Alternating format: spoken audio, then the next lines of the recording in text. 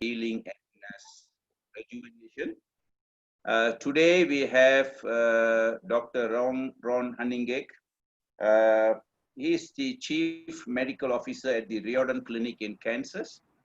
Dr. Ron is one of the doctors who many others should emulate, because he was practicing in a small town, Minneapolis, where he started teaching wellness in his clinic. Wellness, yeah. But that he felt wasn't sufficient to bring healing, better health, to rebuild people's health, and to continue giving them good health. So this is the step that we all have to take. Many of us have taken, but there are many more who are still stuck to the conventional regime. So he made that move and he joined the Riordan Clinic as a medical director. His mentor, I believe, is Dr. Hugh Riordan, and he was the founder of the Riordan Clinic, and Dr. Ron will explain to us why the interesting layout is such, and as well as the pyramid-shaped building at the back. Unfortunately, like all of us, we all come to an end in our life at some point in time. Dr. Riordan passed away in 2005, and then Dr. Ron set out to establish further what Dr. Riordan always believed. And Dr. Ron developed 7 core precepts in healthcare. Most of these, if doctors from SAHAMM would realize that, it's very important to address each and every one of these if we are truly interested in healing our patients. So the first is, of course, good doctor-patient relationship. Always identify and correct the root cause. Without correcting the root cause, there is no healing. Characterize the biochemical uniqueness of the patient, because each and every one of us can be different. Treat the whole person, which means it's very holistic healthcare. Let food be thy medicine. Cultivate healthy reserves and healing power of nature. And this is what we believe in orthomolecular medicine. OM means what belongs to your body. So that's orthomolecular. So in addition to his full-time practice as a holistic medical doctor, Dr. Ron has made given multiple lectures in Japan, Spain, Ecuador, and many other countries, mostly on the Riordan IBC protocol for cancer. He is also the past chairman of the International Schizophrenia Foundation and has been a regular presenter at the Orthomolecular Medicine Today conference that has been held in Canada annually for the last 39 years. He has presented more than 300 lectures dealing with all facets of nutrition, lifestyle, optimum health at Riordan Clinic. He is also the author of User's Guide to Inflammation, Arthritis, and Aging, and co-author of the Stop Pre-Diabetes Now. Those who are in integrative medicine, you'll realize that we talk about recognizing pre-diabetes and reversing it before it becomes a disease. Now, because his knowledge, his contribution, it was very appropriate that Dr. Ron was awarded in 2011 the Orthomolecular Doctor of the Year by the International Society of Orthomolecular Medicine, ISOM, and inaugurated in 1998. The Orthomolecular Doctor of the Year is awarded to an outstanding contributor in the field of orthomolecular medicine. Dr. Hunninghake's award reads for vision, courage, and leadership in keeping the Riordan Clinic the world's center for orthomolecular medicine. This is a big effort and a lot of energy and sacrifice to keep it going this way. And so he was also inducted into the Orthomolecular Hall of Fame in 2013. And today's lecture on reverse T3 is a very important lecture for all of us. Many of us would have realized that sometimes patients have normal levels, but they suffer the symptoms. Sometimes you correct the deficiency and you don't see the results. And one of the possibilities is what we are going to hear today. So let's all welcome Dr. Ron. Ron, back to you.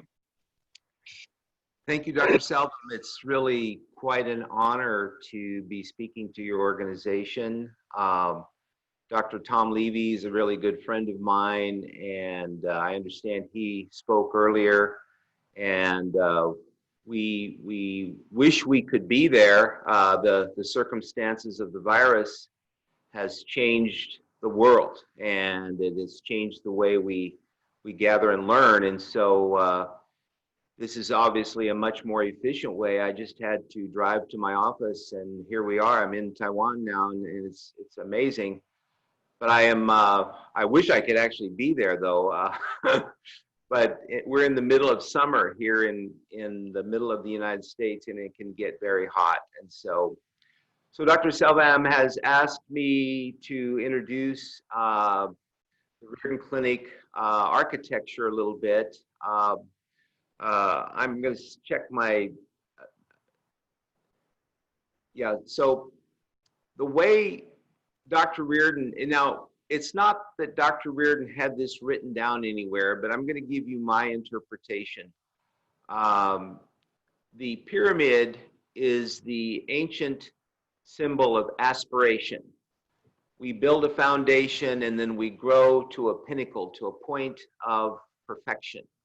And I doubt any of us will reach perfection, but he believed that we should aspire for the highest in our lives and in our patient care and in our knowledge.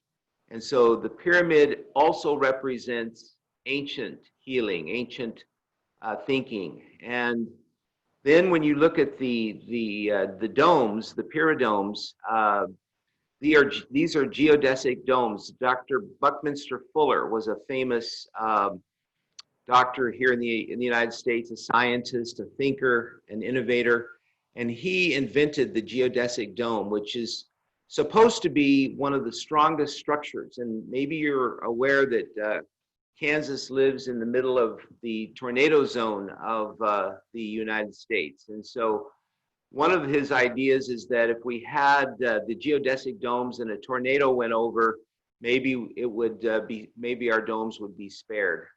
But anyway, he thought of the domes as being a modern representation of innovation. And so when you put the two together, the geodesic domes and the pyramid, we're mixing the ancient and the modern in order to come up with a better kind of patient care that embodies these 7 ideals that that Dr. Riordan, the Riordan approach that Dr. Salvam has just mentioned, 7 ideals. The middle dome, the 8th ideal, is going to be something that I've been talking about more and more. Most people have heard of functional medicine and the Functional Medicine Institute. Dr. Jeff Bland has done an amazing job of creating a wonderful organization that teaches the precepts of functional medicine. But most people don't know that Jeff was a speaker at the 2nd International Conference on Human Functioning. Dr. Riordan sponsored 15 international conferences on human functioning in Wichita, Kansas, and Jeff was there at the 2nd. And so I like to think, I've never checked this out with Jeff, but I like to think that Jeff got the idea of functional medicine from Dr. Riordan, because our clinic, which we now call it the Riordan Clinic in honor of Dr. Riordan's work, was called the Center for the Improvement of Human Functioning. And so we believe that we are the home of functional medicine. We can't say that we have promoted it worldwide as well as the Institute of Functional Medicine, but we are working together in order to get doctors to understand that in order to really utilize nutritional medicine, which is a foundational concept, you have to measure. And this is really what the middle dome represents, is the power of measurement, using the laboratory as a means of gaining insight into the dilemmas of our patients. This can be nutritional measurements. This can be bodily measurements. You know, by your waist circumference tells us a lot about your health. Obviously, hormone measurements are very important. And so this leads me into a discussion today, and I will just go ahead and ask you now to advance to the next slide. And do I have any control? There we go. So this is a nice picture of Dr. Riordan.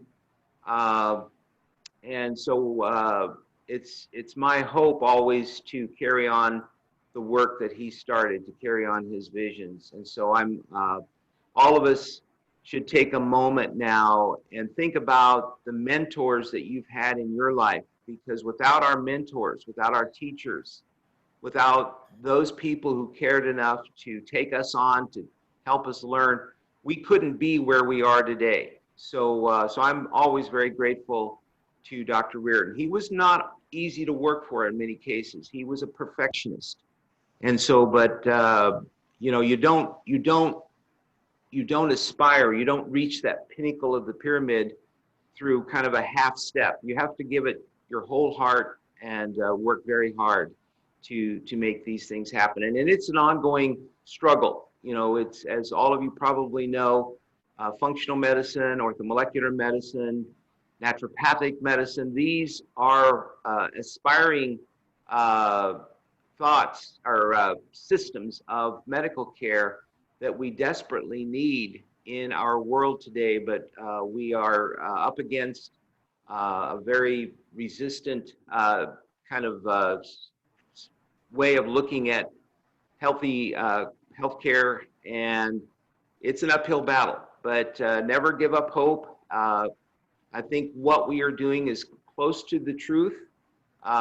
If we can work with the natural biology, the body, mind, and spirit of humans, and help people start putting their focus on better health, we have a chance of making a difference in this very, very sick world. The rate of chronic illness has gone up tenfold in the last 25 years. There's a research project where they basically looked at all the chronic illnesses, and they've all been increasing at very, very rapid rates. So we desperately need healthy medicine as a way of helping our patients deal with the stresses, the toxicities, the inharmonious aspects of modern life. And so Dr. Riordan was always an inspiration to me. And so let's go to the next slide.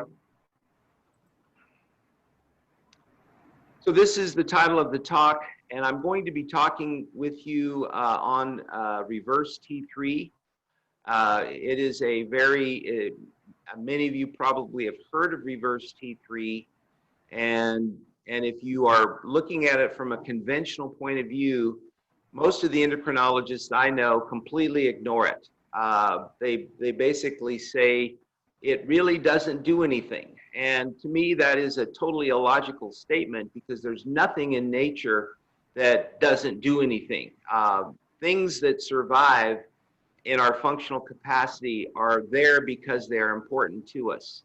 And so what I want to do in my presentation today is to reveal to you, if you don't already know, that this is one of the most important measurements that you can make, because it represents a fundamental level of functioning that is inherently crucial to the health of your patient.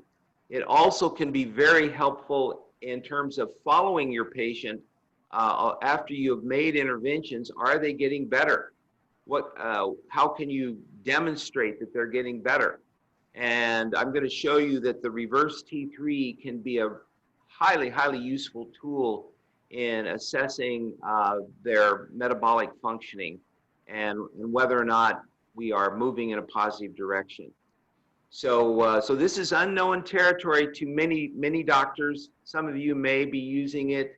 For those of you that this is new, I'm going to welcome you to a really fascinating world that will help you improve your outcomes with your patients.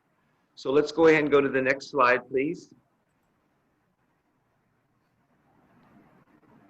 So everything about health equals energy. And without a healthy metabolism, we cannot generate energy. So I always feel that the energy metabolism of the body and of the mind and of the soul these are key concepts that we all need to be thinking about with our patients.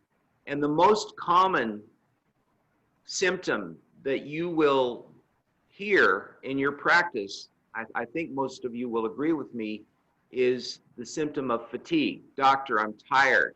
I just don't have the energy I used to have. I have a trouble getting out of bed. My mind is sluggish. My heart is not working very well. The doctors are concerned about my kidney function. Everything in the body depends upon energy metabolism. And energy metabolism is directly tied to oxygen utilization. And so I'd like to, another one of my teachers and mentors that I want to just mention to you right now is Dr. Frank Schellenberger.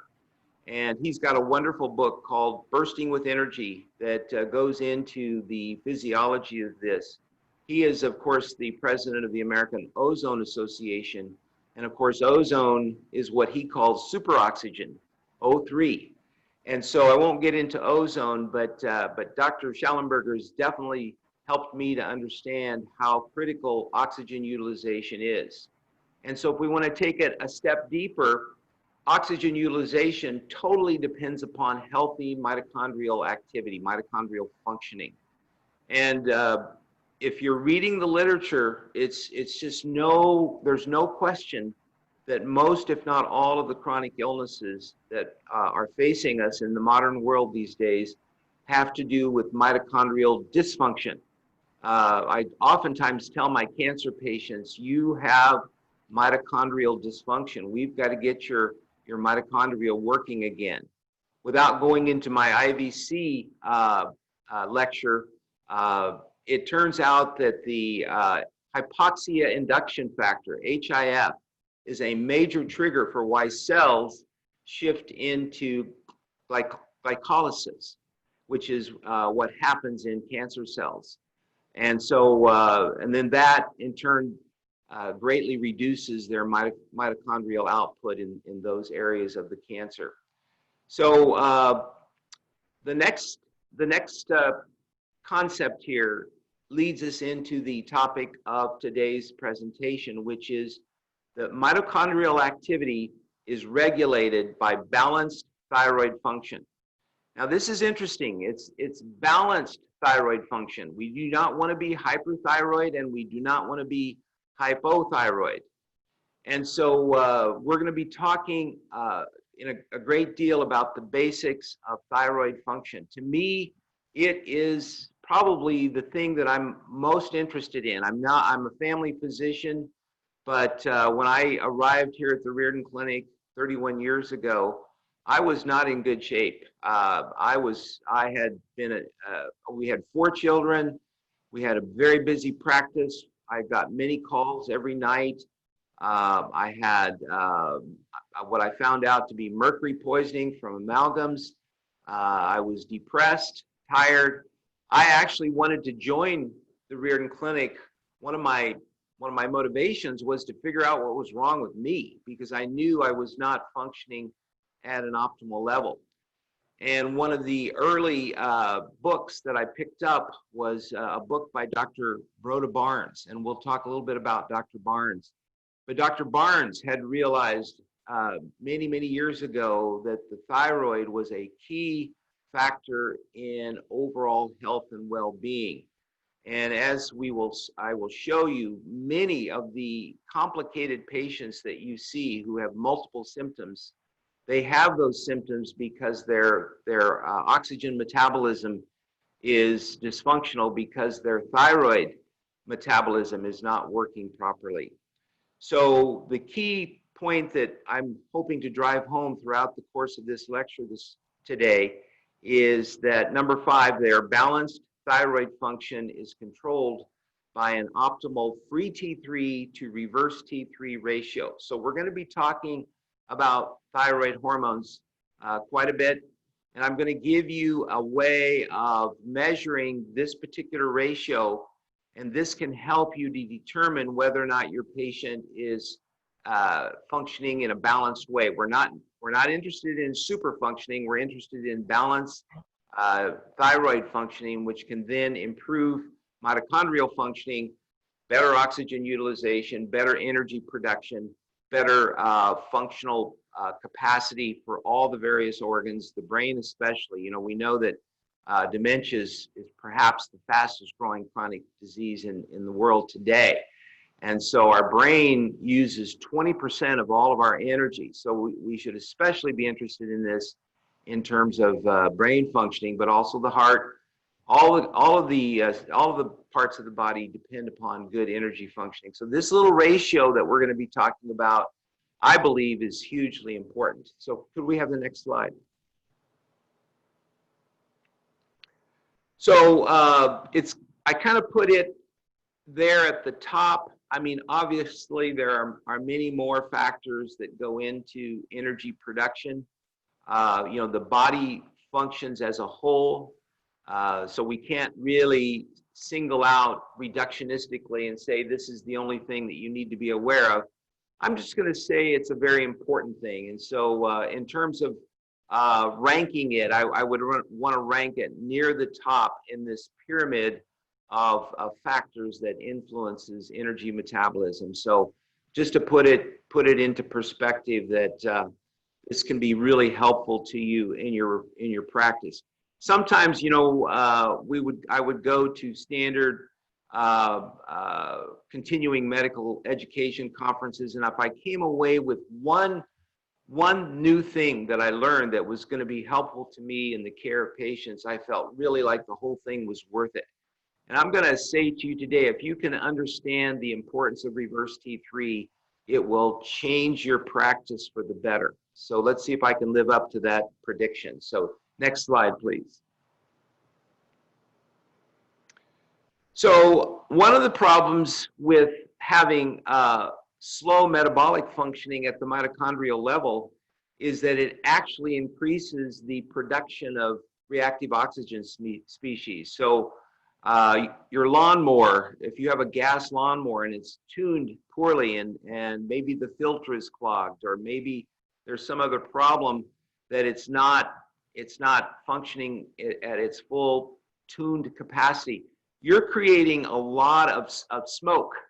And smoke in the body is reactive oxygen species. So another reason why having a well-tuned thyroid is so important is that it will actually reduce your oxidative stress load. Next slide, please. And so we're going to jump in. You know, I'd love to get into a long discussion of the physiology of mitochondria and the electron transport chain and the various complexes, enzyme complexes, the 5 enzyme complexes that make up the electron transport chain, but that would be getting completely off course. All I want to let you know is that we now kind of know how thyroid works, and it has an effect at complex 5, which is called ATP synthase. And this is the 5th complex, which basically takes these hydrogen protons that build up in the mitochondrial space, intermembrane space, and creates a kind of pressure that drives this. They describe it as a molecular machine. And what it does is it creates enough energy to take that ADP and add a phosphate in order to create ATP. And I believe we almost make our weight in ATP every day. It's just recycling. ADP converts to ATP. ATP donates its phosphate. The energy then drives every molecular reaction, enzymatic reaction in the body depends upon ATP. So we make almost our weight in ATP every day. But it comes through this complex 5, the ATP synthase. And so So this depends upon oxygen. Without oxygen, your mitochondria obviously do not work. And when the mitochondria stops working, the cells will revert back to glycolysis, which can occur without oxygen. And so, but it's highly, highly inefficient. A molecule of glucose will generate 36 ATPs if going through this mechanism in the mitochondria. But if this mechanism is not working, that same molecule of glucose using simple glycolysis or fermentation without oxygen will only generate 2 ATPs. And so then the cancer cells start playing around with adding more glucose transporters, and they start becoming glucose hogs in an effort to satisfy their needs for energy. Anyway, that's a whole nother story. Let's go to the next slide.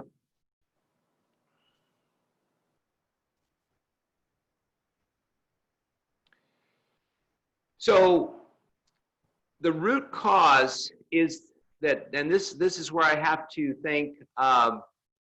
Schallenberger. He has a beautiful little book on ozone therapy, but it has 3 chapters in it, which are 3 amazing chapters looking at why cells regress and become cancerous or become dysfunctional. And basically, it's because we deplete our ADP. We do not have enough ADP to use properly. So if you have intracellular oxidative stress buildup, you will shift your cellular metabolism from aerobic to anaerobic metabolism. And this is the core problem of chronic illness. Next slide.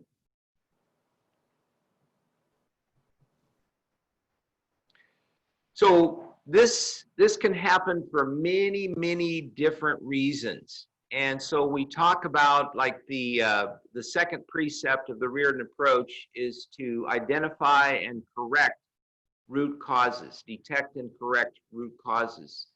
And so I created this inverted pyramid, which basically shows all the ways that our body tends to self-destruct, more or less.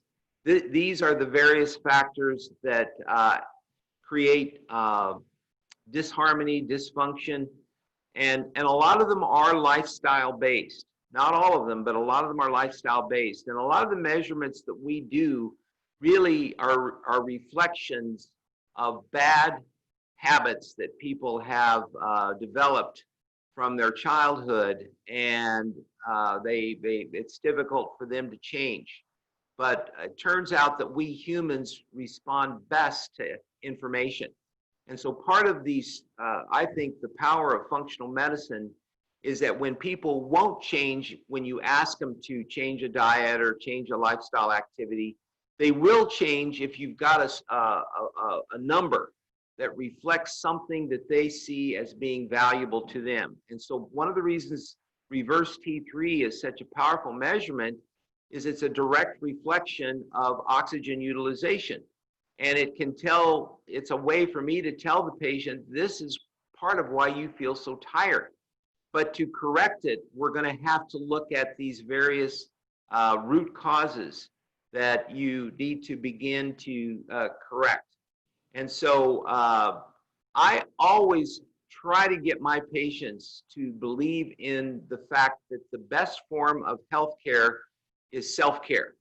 We can't wait for our governments to step in and try to change. Matter of fact, it won't work. No one can change a person's behavior from the outside.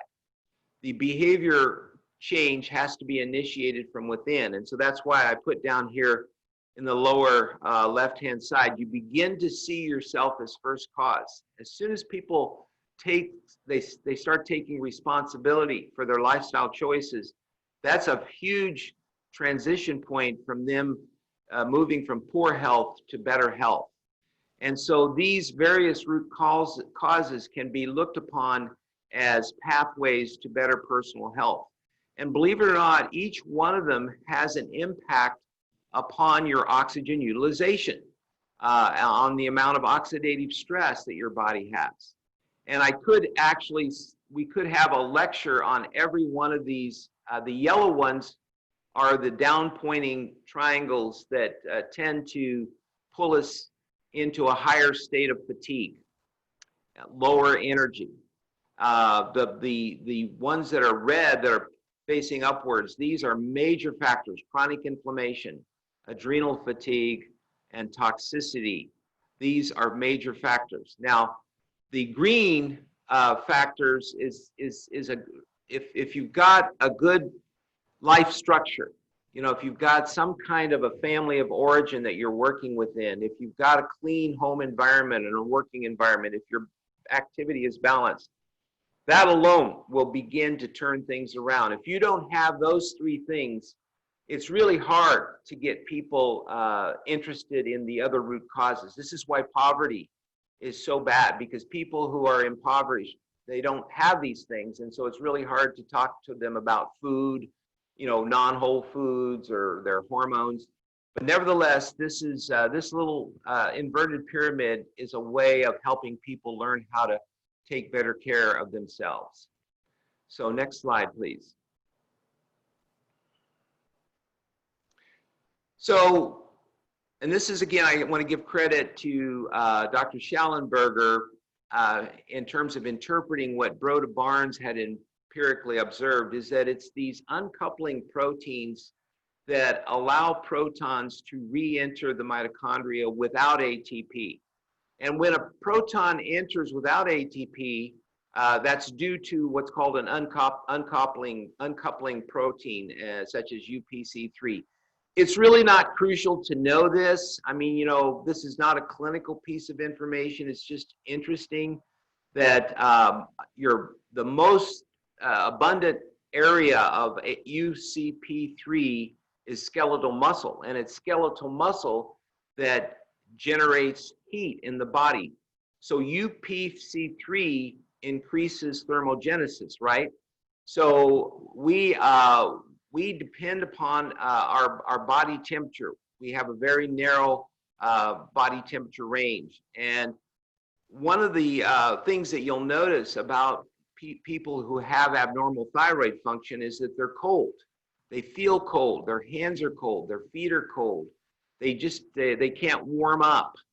And this is because they have an abnormal thyroid functioning. And interestingly enough, they'll go to the doctor with these complaints, and the doctor will check their TSH, thyroid stimulating hormone, and say, oh, you're fine. Your TSH is normal. You're okay. Don't worry about it.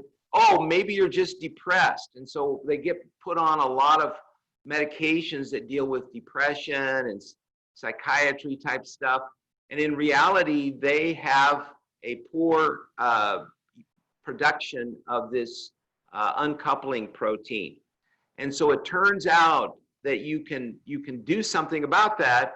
You can add triiodothyronine, and that was one of the things that I used to do when I first got started, that Dr. Barnes would say, put them on natural thyroid, because it contains triiodothyronine. It's also known as liothyronine. And that what it does is the T3 upregulates the uncoupling protein, and it creates more heat. And as you get your body temperature closer to 98.6, or that's imperial here in the United States, but metric would be 37 degrees, then you get closer to more optimal functioning. People begin to warm up. Their metabolism becomes better. They feel better. They sleep better. They digest better. Everything gets better as your temperature gets closer to 98.6. So this is one of the things that you can do with T3. But you know, there was a time when I just started throwing T3 at people, but that's not good. We want to have a precise way of regulating T3. So let's go to the next slide. This is where it starts to get really interesting. So I believe that T3 is one way that we can modulate mitochondrial functioning in our patients. So it turns out that T3 increases metabolic thermogenesis via this UPC3. And what's really interesting is T3 induces mitochondrial biogenesis via another uncoupling protein called UPC1. So this whole thyroid proposition now becomes important in cancer. It becomes important in heart disease. It becomes important really in depression, any chronic illness where you think the patient has mitochondrial dysfunction. You should be thinking about T3, but rather than just throwing them on T3, and you know, you can do that. I mean, but it's not very scientific. And so what this lecture is about is learning a technique to help you regulate the dosing of your thyroid hormones so that you are achieving a precise improvement in their reverse T3 functioning, T3 reverse T3 functioning. So anyway, T3 regulation is a potential link to many of the root causes of chronic degenerative illness and cancer. So that's why I'm very glad that I was invited to speak here, Dr. Selman, because I really think this is a extremely useful clinical tool for those of us who are dealing with chronically ill patients, especially cancer patients and heart disease and dementia. So let's go ahead to the next slide.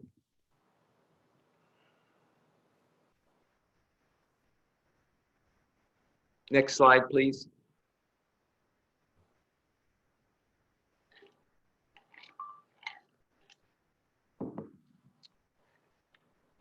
Can we have the next slide? Oops.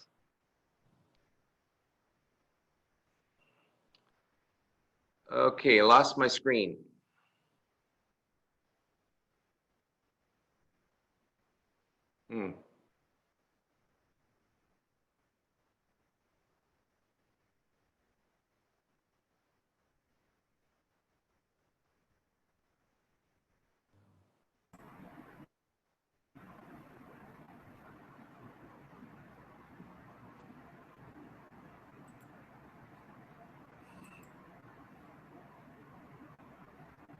I cannot see my screen at all. Sorry. Can you see it now? Not yet. Okay, I see it small. Let's get it big here.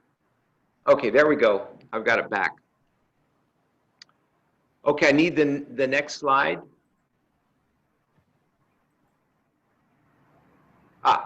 So as I was talking about, Dr. Broda Barnes was a University of Chicago graduate, and he worked under Otto Warburg.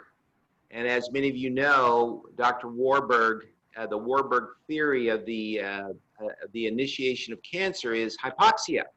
So when cancer cells, or when normal cells are exposed to hypoxia, this respiratory defect will cause those cells to shift into cancer functioning. So here's a quote that I found from Dr. Barnes. If hypothyroid people don't die young from infectious diseases such as tuberculosis, or to put it that in modern terms, coronavirus, people who have low thyroid are more prone to infection. So anyway, they will die a little later from cancer or heart disease. So Dr. Barnes had an inkling of how important thyroid function was in terms of maintaining the protective mechanisms of the cell, so that it could prevent cancer and prevent heart disease. But at the same time, when you help your cancer patients improve their cellular functioning, you're going to also reduce their risk for infectious problems. So this is a biggie. So next slide.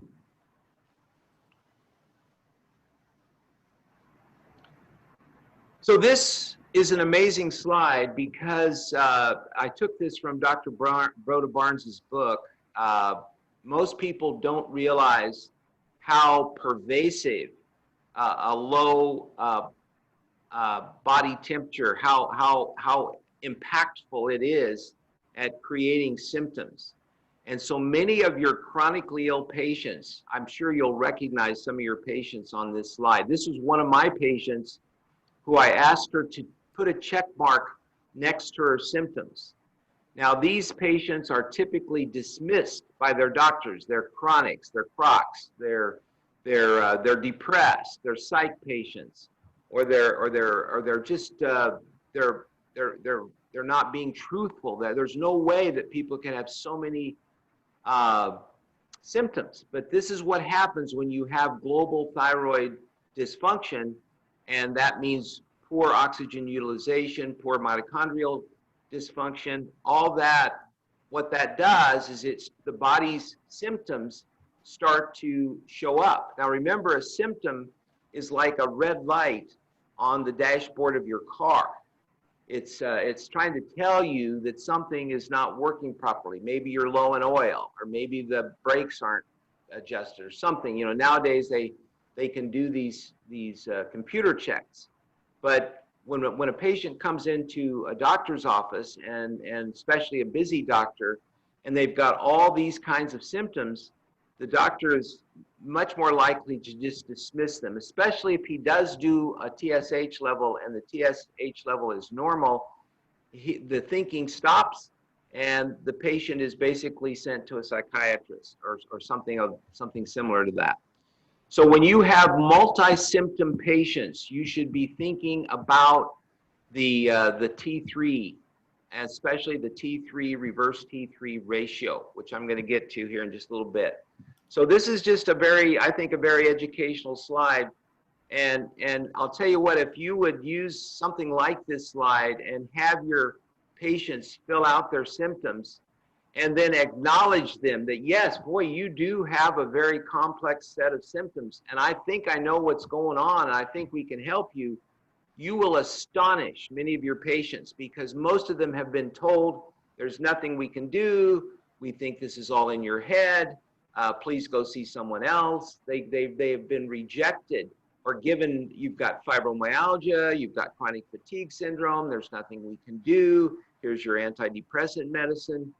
That's about all people hear.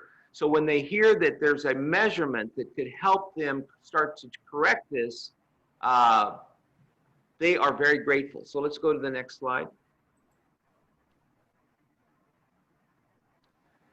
So that last slide is almost overwhelming. And so a lot of times I'll start out by just giving the more common symptoms of hypothyroidism. This is from the Mayo Clinic. And so people universally are tired, they're cold, they're oftentimes constipated or irritable bowel, dry skin, they can't lose weight, they've been gaining weight, puffiness. The old name for hypothyroidism is myxedema. And so this puffiness, and it's not the kind that you can't make it go away. It's just puffy skin. Their vocal cords get puffy, and they get kind of hoarse. They feel weak and tired. They have an elevated cholesterol. They ache all over, you know, the fibromyalgia type patient. They are prone to arthritis in their joints, pain in their joints. The women have horrible menstrual period problems. They lose hair, or their hair thins. Oftentimes they have a slow heart rate. They are depressed, and their memory doesn't work.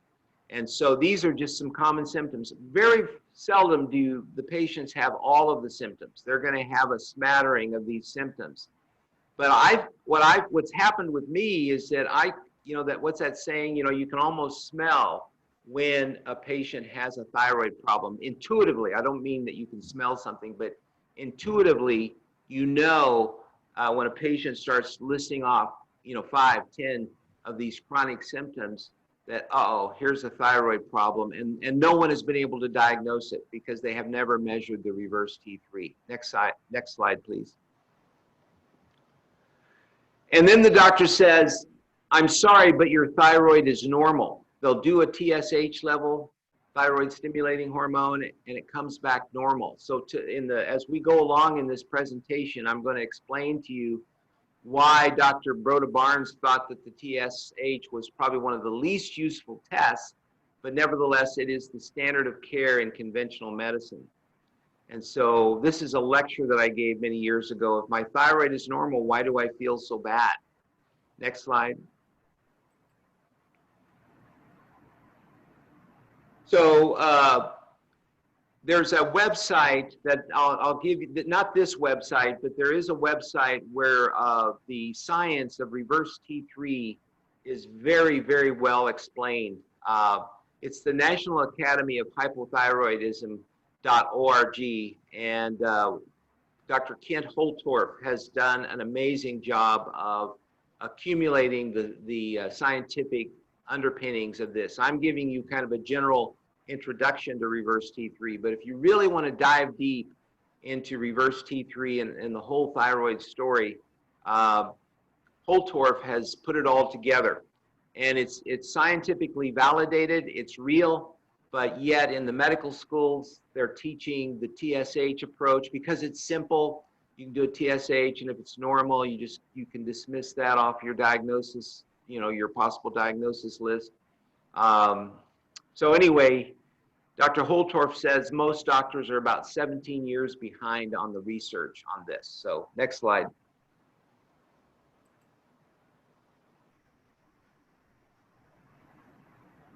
So I will apologize if my slides seem overly simple. I don't know, I'm sure there are all levels of understanding. Some of you may already know what I'm going to say very clearly, but for those of you that don't, I would just want to make sure that we're all speaking the same language. And so most of you are, this is what I call the medical school understanding of thyroid hormone regulation, that your thyroid gland makes T4 levothyroxine, which is synthroid, and if the T4 level is low, there's a feedback loop to the hypothalamus, and then the hypothalamus sends a signal to the pituitary to make more TSH, and so then the TSH, thyroid stimulating hormone or thyroid signaling hormone, it signals the thyroid gland to make more T4.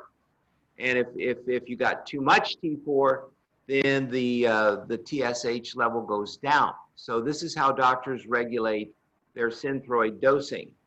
I'm going to say it's rather archaic. There are so many other factors that go into this, but nevertheless, this is the medical school teaching. This is how even the endocrinologists, how they view it. They don't really get too specific with this, but I think there's a lot more that can be done in terms of fine-tuning the regulation of your patient's thyroid system. So next slide. Yes, and so if your TSH is in the normal range, the doctor will say your thyroid is okay. And the patient will say, but doctor, I've read about how the thyroid can also be, that there's more to it than just the thyroid gland itself. There's the thyroid metabolism at the cellular level. And the doctor says, no, don't worry about that. I've done the TSH and it's okay, so you're okay. And all your other symptoms have to be due to probably something else. Maybe you're just depressed. Next slide, please. This is what a lot of our patients get. So, so again, this is just showing you the feedback loops. It's a thyroid, and I've gone over that. And so when the T4 is low, then and the TSH is high, a lot of doctors don't even measure a T4. They'll just measure the TSH. And if the TSH is high, they increase the dose of synthroid. If it's low, they decrease the dose of synthroid, and that is thyroid management 101. So next slide, please. Unfortunately, it doesn't always cut it. So thyroxine or levothyroxine or synthroid, I just refer to it as T4 because there are 4 iodine atoms on the thyroid molecule. Next slide. And so, of course, liothyronine, T3, has 3 iodines. And you'll notice in this schematic, it's the missing iodine is circled there. And so there's some very interesting things about T3. I usually tell patients that T3 is the true thyroid hormone. T4 is just a precursor. And so the body has to activate T4 by removing that iodine with an enzyme called a deiodinase. Remove iodine enzyme, ACE. deiodinase. And so there are different deiodinases that work here, which we'll get into. So anyway, there is a D1 deiodinase that takes off this iodine from T4 and converts it to the T3. Next slide, please. Now, if the other iodine is removed on the reverse side, and it's now missing, this is called reverse T3. So reverse T3 is for most doctors, they don't know what it is. Oftentimes I'll give my patients lab requisitions to get a reverse T3 from their doctor, and the doctor won't do it because he says, I've never heard of a reverse T3, and if I haven't heard of it, it must not be important. So, but this is the reverse T3. It's just that the iodine that has been removed, it's been removed from the reverse position on the thyroid molecule. Next slide. So you can see where it's been removed from. Yeah, so this is reverse T3. Next slide.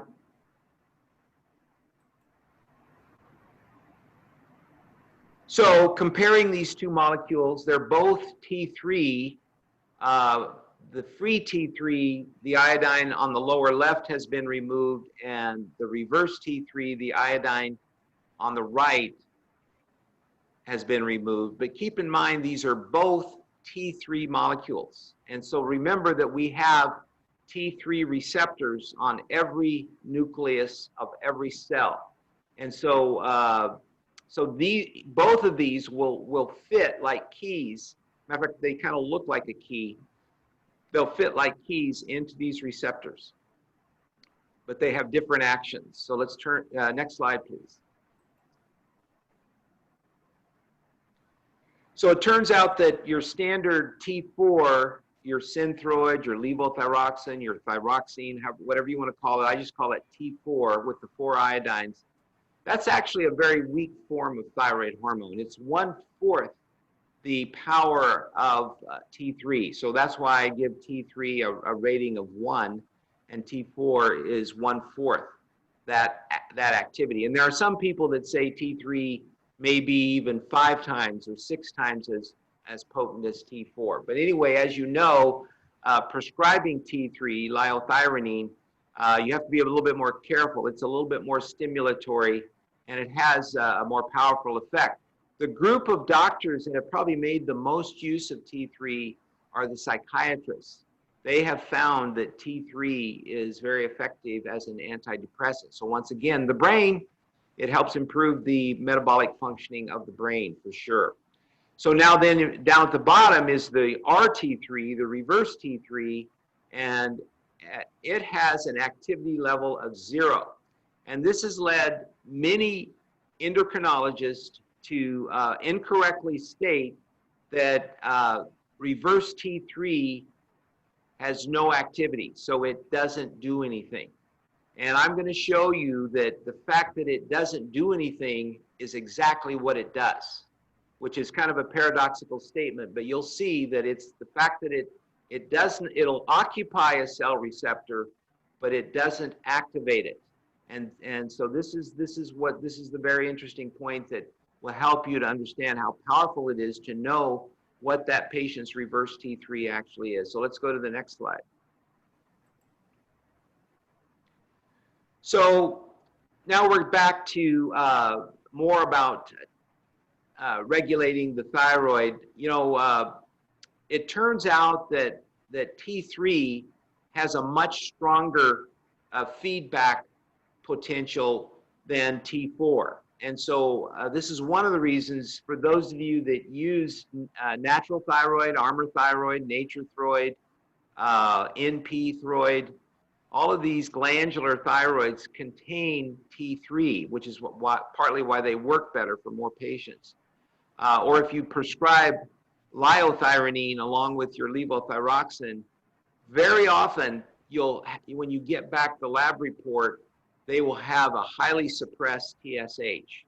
And so in the early years that I began using Armour thyroid based upon Broda Barnes's work, I would always have my patients come in, they're feeling better, but when we would get their lab tests back, they would have a very low TSH. And I get many, many calls from their primary care doctor saying, don't you know that you're overdosing my patient with your natural thyroid? Their TSH is very, very low, dangerously low. And it really isn't dangerously low. What's going on is that the feedback loop from T3 is much more sensitive, much more powerful than the feedback loop from T4. So whenever you start using thyroid replacement therapy that contains T3, such as these glandulars or the actual liothyronine itself, and you can get that made at compounding pharmacies very precisely. But if you use it, you might as well forget the TSH, because the TSH, in my book, is almost always going to be suppressed. So you'll have to just tell patients, you'll have to kind of show them this slide or explain to them that the use of natural thyroid or liothyronine or compounded T3, T4, all of these will make the TSH measurement almost useless. I usually do go ahead and get it just to have a complete profile. There's another reason for getting it that I will tell you about in just a minute, about why you should probably go ahead and keep measuring the TSH. But I typically measure a TSH, a free T4, a free T3, and a reverse T3. Those are the four that I get. A lot of times I'll add the thyroid antibodies. I'm not going to go into that too much in this presentation, but anyway, that's what I typically order. Next slide. So it turns out the pituitary has a very powerful effect on so many parts of our body, and not only just the thyroid, but sex hormones, the melanin, bone growth, parathyroid hormone. There's just a lot going on with the pituitary. And so how does the thyroid play into all this? Let's go to the next slide.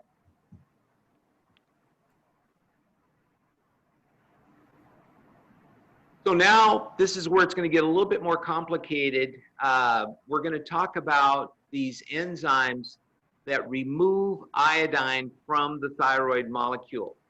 So there's a D1, a D2, and a D3. And so basically the D1 is probably the one that you were taught in medical school, that there is a deiodinase called the 5' that takes off the iodine from the T4 to make T3. So that's your D1. There's a D3 that will take the other iodine on the lower side, the reverse iodine, off, and that'll convert your T4 to reverse T3.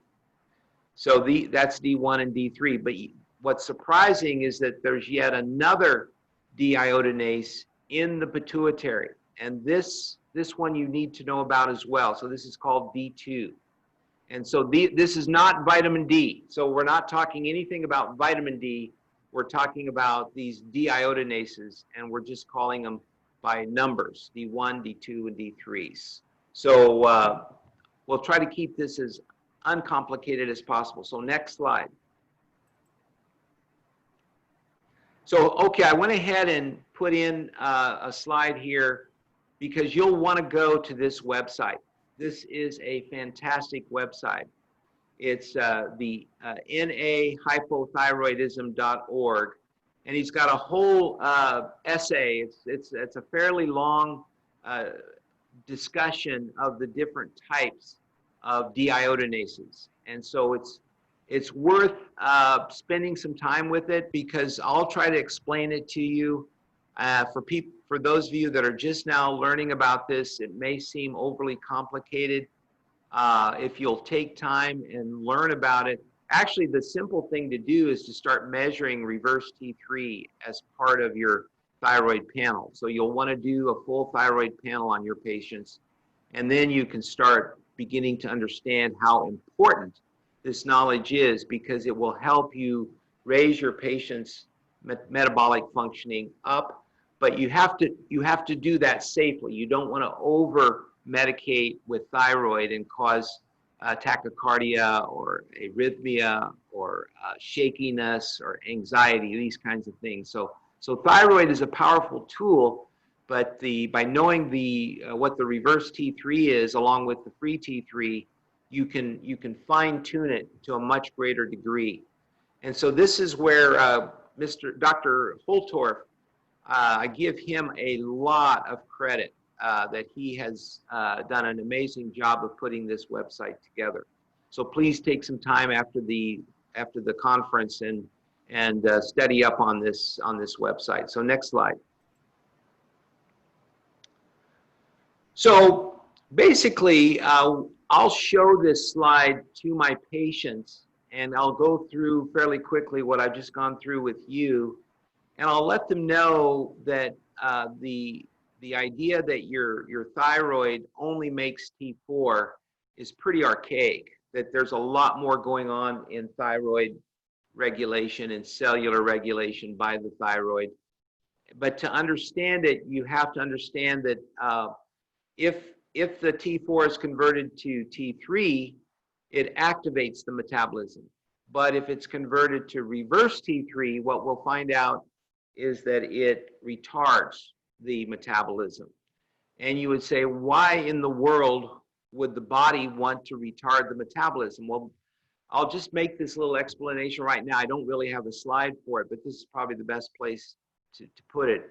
In my reading, people, educators, scientists who deal with this believe that our ancestors, if they were out on the plains and they were injured, or they became sick, or they were starving, or for whatever reason they were in danger or threatened in some way, toxic, it was beneficial for them to slow their metabolism down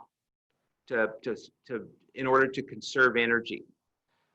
We actually, probably all of you probably learned about this too. This is called the ICU syndrome. Certain people that are seriously ill, septic or seriously ill, and they end up in the intensive care unit, very often their T3 levels would dramatically drop, or their metabolic functioning would dramatically drop because of this effect of reverse T3. So the reverse T3s would go way up, and they would make a lot less free T3. The reason being is that if you've only got T4, so it's got to go one of two ways. And so if you dramatically increase the production of reverse T3, there's going to be less T4 available to make your regular free T3. So this is why the ICU syndrome, you would do their T3 levels, and they'd be just in the cellar. They'd be really, really low. And that's the body attempting to conserve energy. That's the only way I can explain it to people. There may be other explanations as well, but that's the best way that I explain it to people. And this, you'll see why this plays into the measurement of it, and how you can help explain to your patients why they're feeling so bad and why they're having such a hard time digging themselves out of their metabolic hole that they've got stuck in. So let's go to the next slide. So this is just to point out that the thyroid hormones that are made in your thyroid are delivered to every cell on a binding globulin. So the thyroid binding globulin carries a fairly large percentage of the thyroid bound, but it's the unbound thyroid hormones that are available to the cells. And so this is why I recommend that you measure free T3 and free T4. You can get a total T3. It's still not as, I think it's not quite as useful as the free T3. The free T4 is easy to get. A lot of the old thyroid measurements I just don't do anymore. I mean, I found that if I do a free T3, a free T4, the TSH, and the reverse T3, that gives me everything I need to know in terms of tuning up their thyroid. Except for sometimes I'll, of course, do the thyroid antibodies, because that can have a bearing on this as well. So cellular uptake depends upon transporter activity and thyroid hormone structure and the thyroid binding globulin activity. And there are some things that will increase thyroid binding activity, and we'll get into that in just a minute here. Next slide.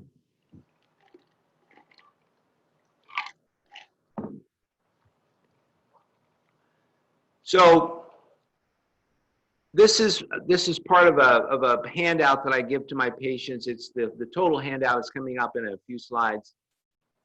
But I basically tell them that I'm wanting to explain to them that these two different thyroid hormones that are very similar in structure, they compete for these keyholes. You know, I've pictured the thyroid hormones as keys, and these keys are taken up into the cell, and then at the nucleus there are receptors, and that the T3 fits, and when it gets into a receptor, it activates it.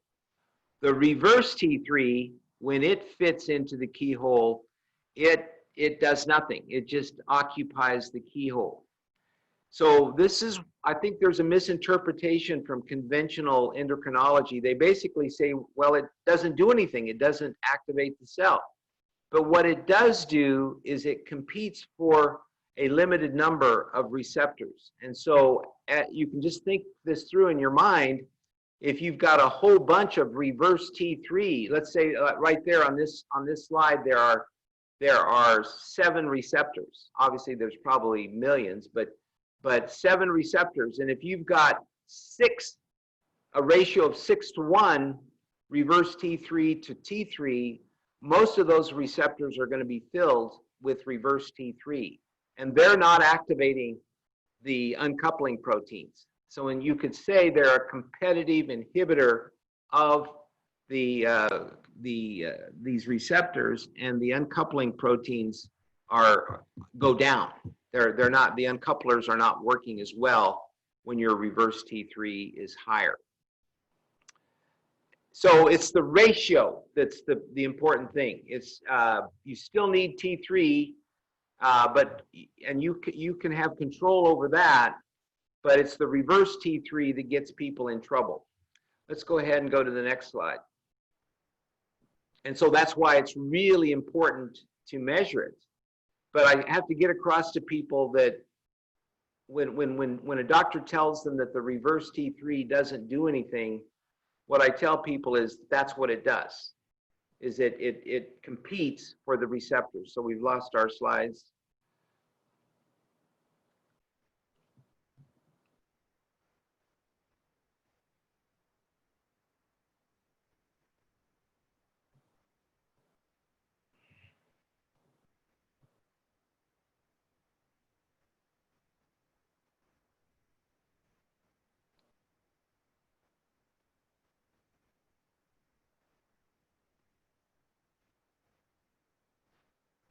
So while we're waiting for the slides to come back, if you can think in terms of the balance between T3 and reverse T3, that is the critical ratio that I hope you'll come away from the lecture understanding that if you know what that ratio is, you can help your patients. And I'm going to show you just a simple way to calculate the ratio, and then you can learn to interpret it. Basically, what will happen if you just start measuring it on every patient that has a chronic illness, that will help you begin to get a better idea of how to adjust your various hormones.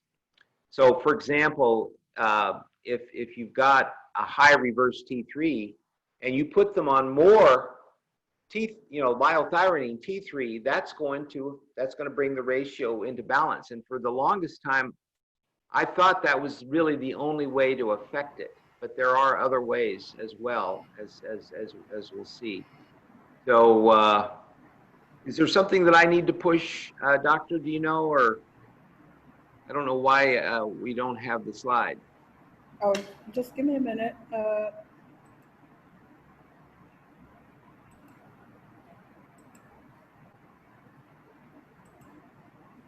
Okay, can you see it now? Here we go. Yeah, we got it now. Sorry, Okay. there's a slight problem with the connection, our internet. Okay. Okay, no problem.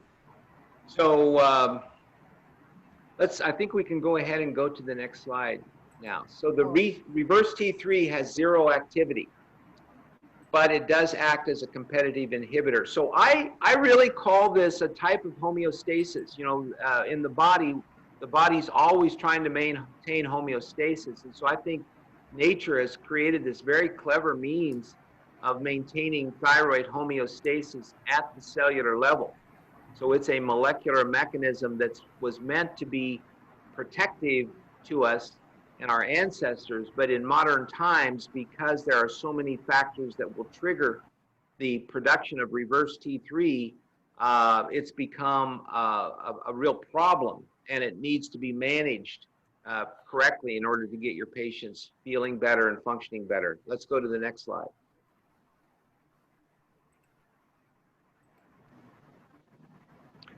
So this is actually the complete handout that I give to my patients.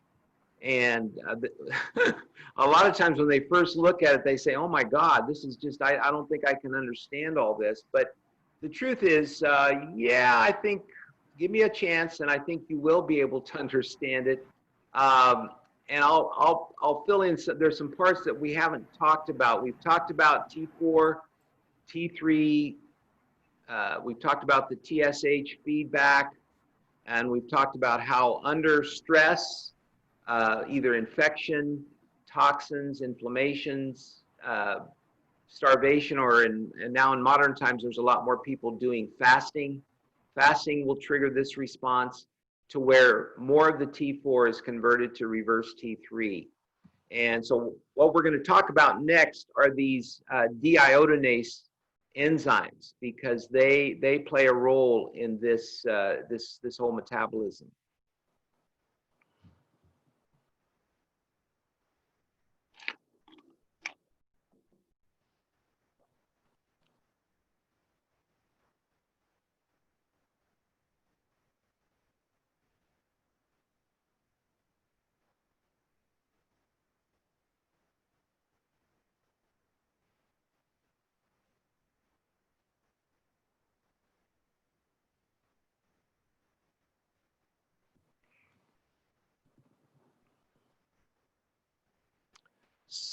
So I'm just going to chat a little bit while we're waiting. This is probably going on 12 or 14 years. It was after Dr. Riordan died in 2005 that I made the discovery of the reverse T3. And it took me a while to begin using it and to get greater effective use of it. But you're sure welcome to use this. If this helps you, you can make your own slide. It took me a while to get this all done, but this kind of has the basic components of the thyroid metabolic regulation system. And when you're dealing with patients, you don't have to sit there and do a complete lecture. You can basically explain to them why their TSH may be low, why they've got a normal T3, but they still don't feel good, especially if their reverse T3 is elevated. So let's go to the next slide. I'll keep coming back to this in future slides, but this is a kind of a comprehensive view. So going back to the very first part of the presentation where I was talking about ATP formation and oxygen utilization, I believe that this ratio of free T3 to reverse T3 is a regulatory ratio in oxygen utilization. So hopefully some light bulbs should be going off in your brain, because if we can improve oxygen utilization in our patients, we can help them function better, feel better, have better outcomes from their cancer care, their heart disease. Just everything can be improved if we get a good tuning of their thyroid metabolism. Next slide. So if you've got a low ratio Basically, if you've got more reverse T3 than you do T3, that's going to slow the metabolic idle down. If you have a high ratio, it's going to speed it up. And you'd say, well, great, I want a high ratio. Well, you don't want it too high. As you know, hyperthyroidism can be a problem. So this is why measurement is key here. And so every 6 months, sometimes every 3 months, I'll have my patients come in with a full thyroid profile where I get the TSH, the free T3, the free T4, and the reverse T3. And we use that ratio in conjunction with their other clinical picture to kind of do some tuning. It's not just a matter of tuning their thyroid dose. There are other factors that we can work on that will improve this ratio. So this, in many ways, this ratio tells you whether your interventions are working. So next slide. So now we're going to go into the factoids, the facts about the deiodinases. So this is the part that it's going to be a little bit confusing, and don't worry about trying to remember this. I don't think it's crucial, but it helps me to understand what's going on. So D1 is the most fundamental deiodinase. It's what converts T4 to T3. So it basically activates the thyroid molecule. So it doesn't have an effect, though, on the pituitary. So what's really interesting is that your pituitary doesn't know what's going on. I mean, it doesn't change the pituitary's perspective. That's why the TSH is basically a useless test, because the pituitary conversion of T4 to T3 is controlled by D2. And I've listed the references on this that come from Dr. Holtorf's website. So D1 is really important in terms of converting T4 to T3 throughout the body, but it doesn't do anything for the T4 to T3 conversion in the pituitary. So this is why the TSH doesn't really help us. Next slide.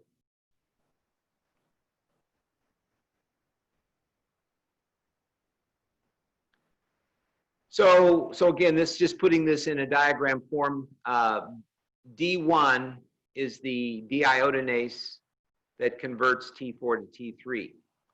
But D2, excuse me, is the main one in the thyroid. The D1 doesn't really count much, or excuse me, in the pituitary. The D1 doesn't work much at all. It's the D2 that makes the conversion, and that happens irregardless of what's going on in the body. So the brain in this particular case is not very sensitive to the effects of the deiodinase D2. It basically will work regardless. It's a kind of a fail-safe system that the body has. D3 does nothing at the level of the brain. So that's why I've got an X through it. So D2 is the predominant factor at the level of the brain. Next slide.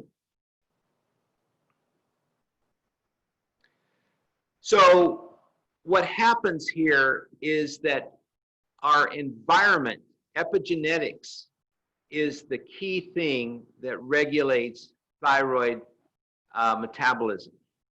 So it turns out that when you have a threat, D1 is suppressed. That's why I have the two arrows going down. So D1 is suppressed, so you have less T4 being converted to T3. So it says here, but the environment does not affect D2. So the TSH just goes on functioning. That's why I think Rhoda Barnes, he made a famous saying. He says he wouldn't give a wooden nickel for a carload of TSH tests. For him, they were next to useless in terms of really understanding what's going on with the thyroid. There is one, as I'll get to in a minute, I do use TSH for one thing that we'll come back to. So D1 is what gets suppressed and downregulated in response to epigenetic environmental factors. So what we're going to, let's go to the next slide. What we're going to talk about now is all the various epigenetic factors that suppress the conversion of T4 to T3. So notice physiologic and emotional stress. Well, that's so common. Depression, dieting, all these people that go on diets, it slows down their thyroid. And just weight gain itself and the development of leptin resistance. And these are all the references. If you go to Dr. Holtorf's website, you can get all the references on this. Insulin resistance, obesity, and diabetes. These are huge factors that suppress the conversion of T4 to T3. Inflammation and autoimmune disease and systemic illness, chronic fatigue syndrome and fibromyalgia, chronic pain, and exposure to toxins and plastics. And also I'll put in here nutrient deficiencies, which I'll come into. So there are so many things that are causing our patients' thyroids to downregulate based upon this ancient, what's supposed to be a protective factor. It's a problem. It's creating, it's deepening the patient's hypometabolic state.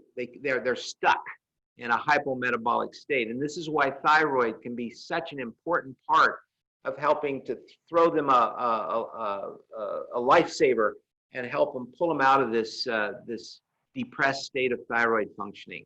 And remember, this can go on and they'll have a perfectly normal TSH. And the doctors will say, no, there's nothing wrong with your thyroid.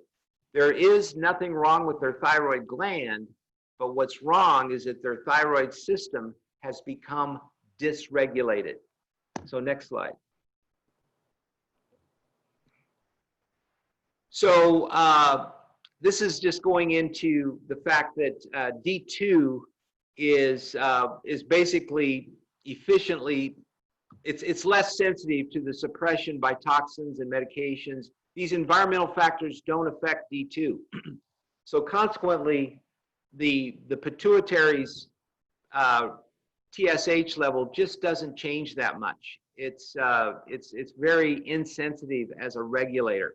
We tend to think of it as sensitive, but the only thing it's really sensitive to is if they get a high level of T3, that feedback loop will suppress the production of TSH.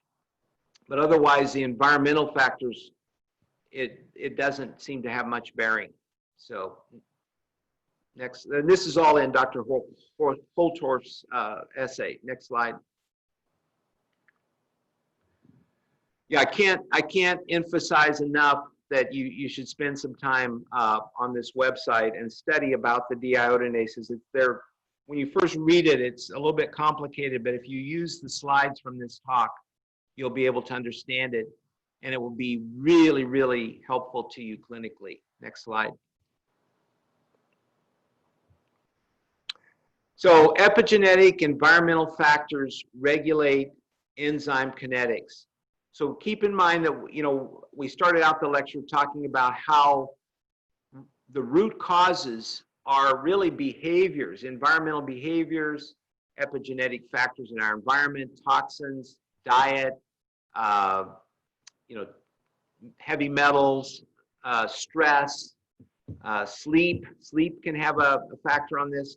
This over here to the right kind of tells you that stress, infections, toxins, and starvation are, in general terms, the main things that suppress D1. So when you suppress D1, you suppress the conversion of T4 to T3. So when you start measuring patients who are sick and have these things going on, and they have let's say a normal T4, but they have a really low T3 and a high reverse T3, you know that they are being affected by these environmental factors. New slide. And it gives you a tool that you can measure it. So these are the epigenetic root causes. Next slide.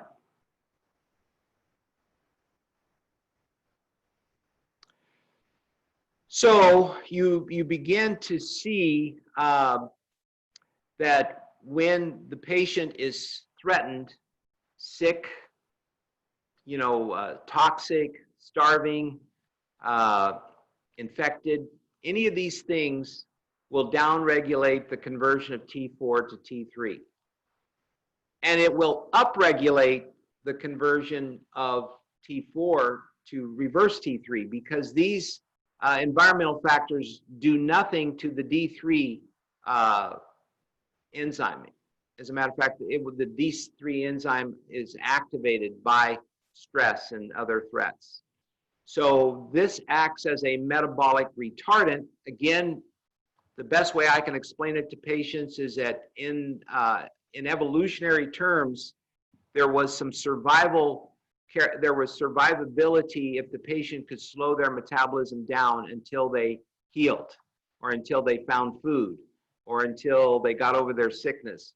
And so once that was better, then they could once again start making thyroid. The problem with our patients, our world, is that many of these things never stop. The toxicity is there every day. The stress is there every day. The infection, chronic infections within the body. Dr. Levy probably talked to you about that. Mouth infections, dental infections, tonsillar infections, sinus infections, viral infections, people, chronic inflammation, reactive oxidative stress, starvation, poor diet. All these things can keep people stuck in this state of poor metabolic functioning. And you have no way of knowing that or calibrating that unless you have this free T3 to reverse T3 ratio. Then you will have a starting point and you start making changes in their lifestyle, in their diet, in their detox pathways, whatnot. Then you can start to see this ratio improve. So to me, it's a really powerful indicator of where patients are in their response to adverse environmental factors. Next slide.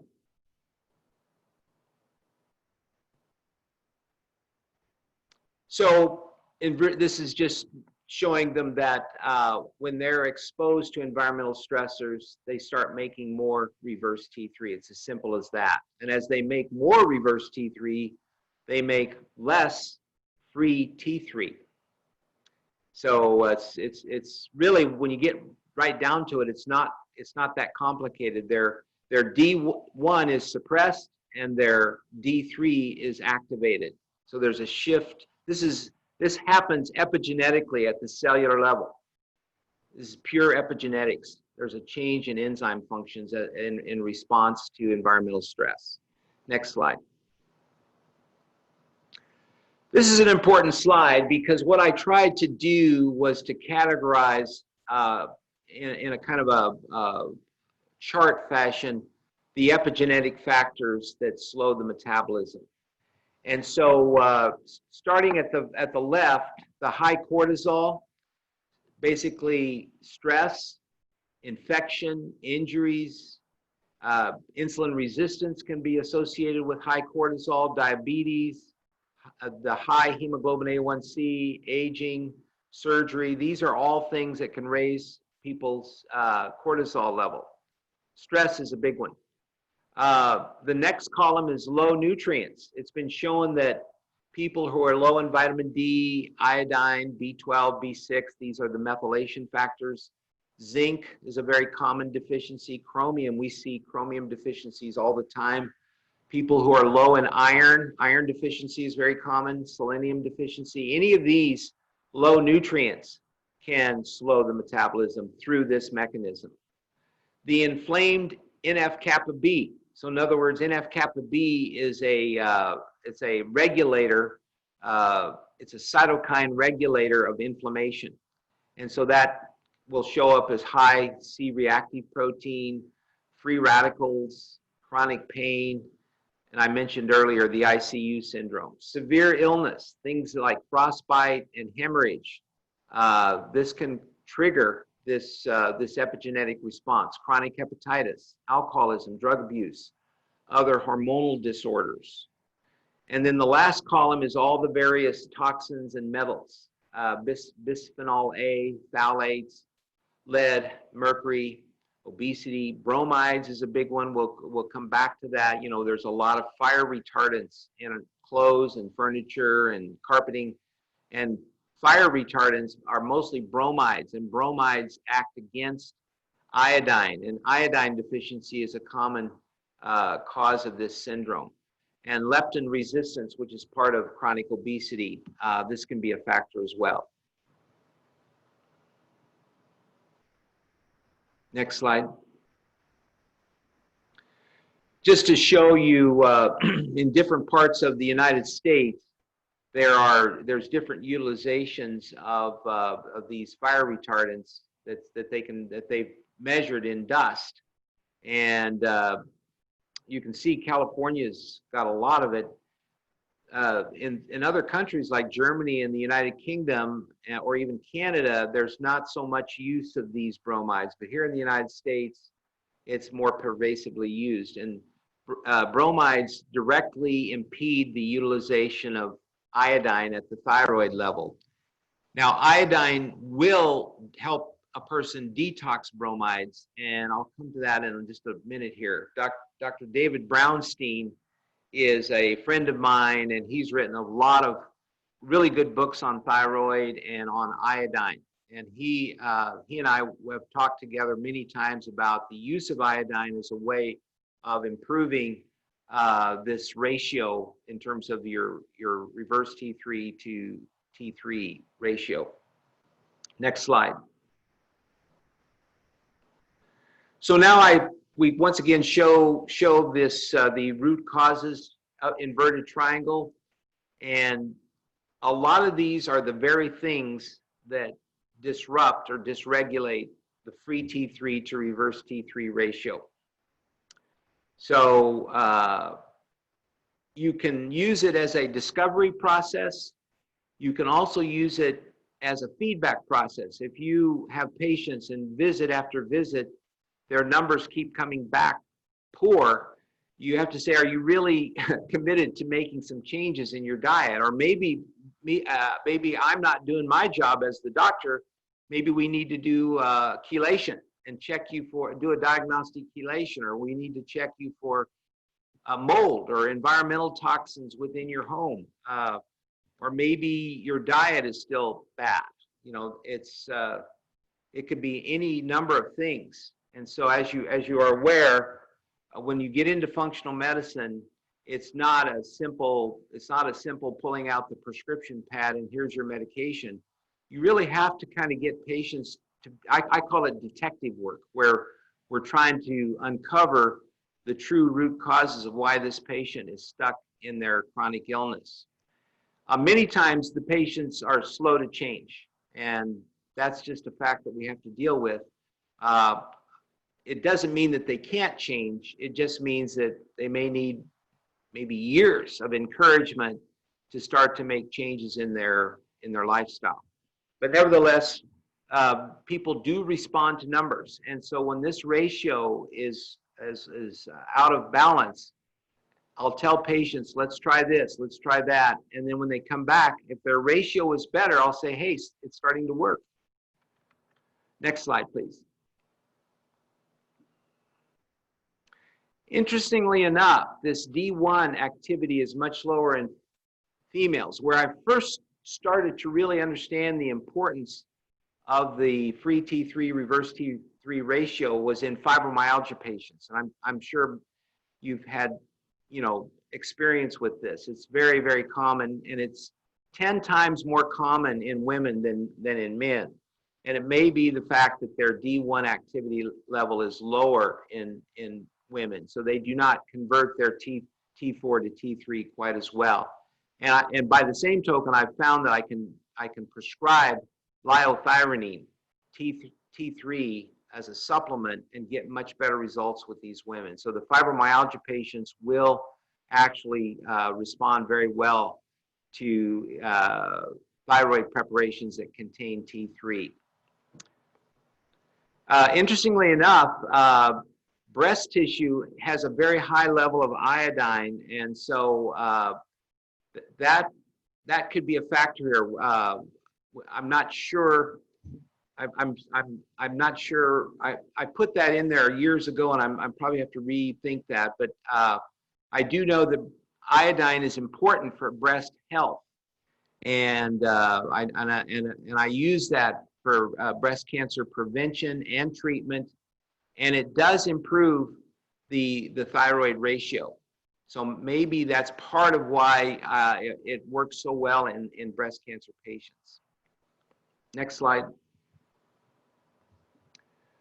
So I showed you this slide before. The D2 is the pituitary level, and it does not respond to environmental factors. And that's why the TSH is just not going to help you very much in this case. Next slide. So D2 is upregulated in response to these epigenetic factors. And it's basically putting in slide form the upside down triangle, all the various factors that can trigger this, this phenomenon, this reverse T3 phenomenon. So D2 is upregulated by basically threats. And I made a mistake here. D2 doesn't, oh, excuse me. It does increase it somewhat, but not enough. And so the causes of TSH tend to remain normal despite the fact that there is significant cellular hypothyroidism present in the rest of the body. I might say, I just realized myself, don't worry too much about D1, D2, and D3. I think they're important for understanding the overall mechanism, but in a clinical setting, if you start trying to explain D1, D2, and D3 to patients, you'll start tripping over your shoelaces. It's better to just focus on the fact of the ratio. I think patients, after a while, they get how important the ratio is, and they can see it improving when they improve their lifestyle. Next slide. Yeah, let's go on to the next slide. This is just saying that the same thing that I just mentioned. Okay, so I gave this talk up in Canada, and that's why you see the Canadian maple leaf there below reverse T3. The Canadians use the metric numbers to measure T3 and reverse T3, and I'm assuming probably in Thailand that's true for you too. And so the ratio of this that we shoot for, if it's a metric measurement of T3 and reverse T3, is about a 3-to-1 ratio. If it were here in the United States, we shoot for a 2-to-1 target. And you can, and probably this will make more sense if you use it to the first decimal as well.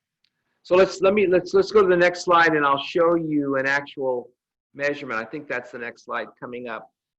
So here was a lady that had cancer, and her reverse T3 was very high. You can see the reverse T3 was 39.7. The reference range here in the United States is 9.2 to 24, and that's nanograms per deciliter. Now, notice that she had a perfectly normal free T3, a pretty good looking free T4. She even had a low TSH, and you would say, my gosh, this lady's getting plenty of thyroid. Thyroid is not the problem. But she has a very high C-reactive protein. So she's got a lot of inflammation going on. And very commonly when the CRP is high, the reverse T3 is going to be high. And so let's go to the next slide, and I'll show you my calculation here. Oh, then what we did is I went ahead and gave her liothyronine. I put her on some additional liothyronine, and this was about 3 months later, and you can see that her reverse T3 came down, and her C-reactive protein also came down.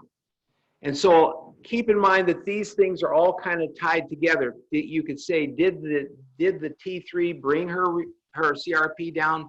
Maybe yes. Or did she do something else that reduced her CRP? Yes, maybe that was part of it too. You have to know the clinical history of the patient to really understand that these are moving parts. So you're constantly encouraging patients to improve their lifestyle, but at the same time, you can use thyroid hormone to improve their oxygen utilization. And so that's good, because when they feel better, they're more motivated to make the lifestyle changes. If you just try to beat them over the head with the fact that they're eating poorly and they're not exercising and they're not going to bed at the good time and they're not dealing with their stressors, that's one thing. But if you can give them safely a thyroid intervention to where they now have more energy, they're going to be more motivated to change. And so it's a synergistic phenomenon. So that's why I consider thyroid measurements and adjustment kind of like the tip of the spear. If you can do that, you can help your patients feel more energetic and feel like making the changes that are necessary to improve the other issues that are causing their illness.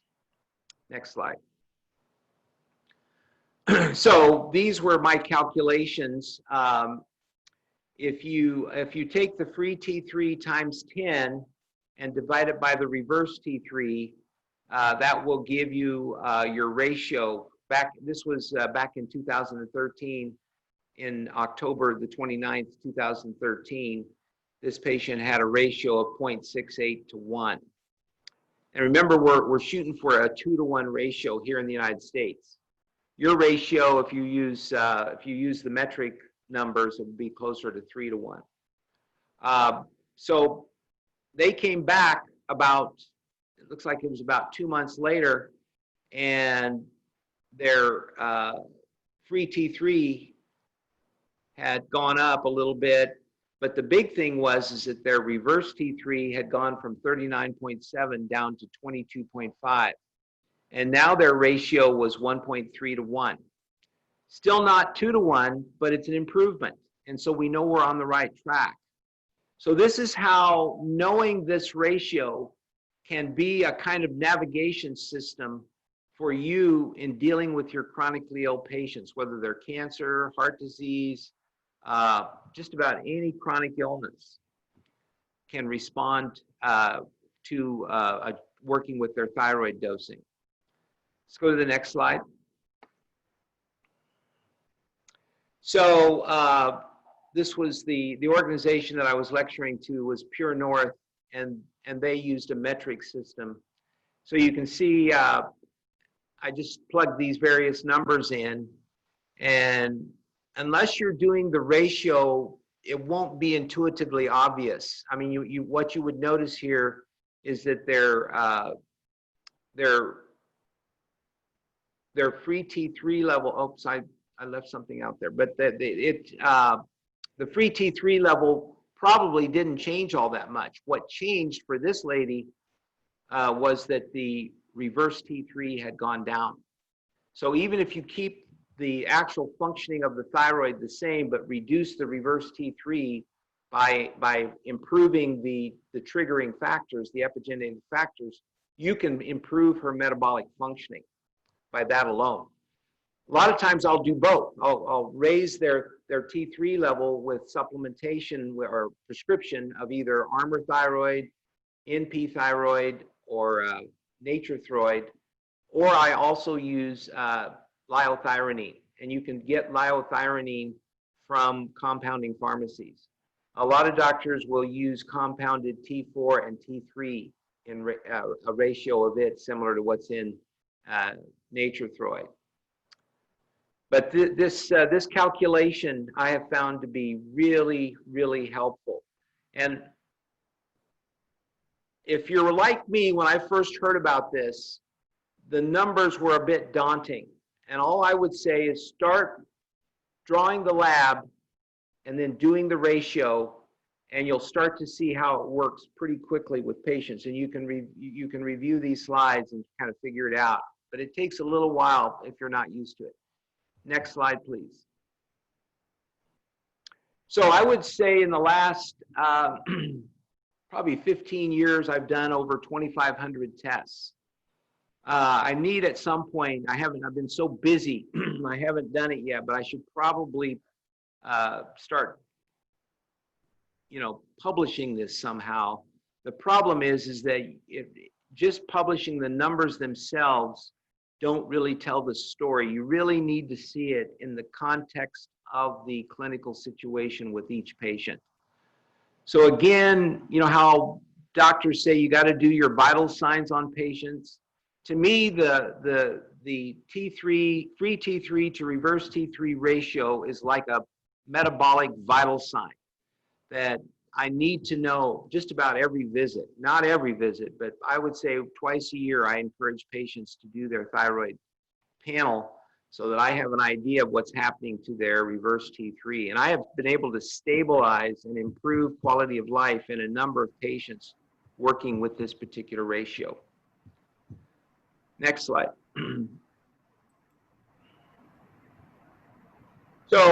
So this is kind of getting into a summary of what we're talking about here, that if the patient has cellular hypothyroidism, they may not have an abnormal TSH, they may not have an abnormal free T3 or free T4, but yet if they have an abnormal ratio, in other words, their reverse T3 is too high, that is a marker for cellular hypothyroidism. Some people call it functional hypothyroidism.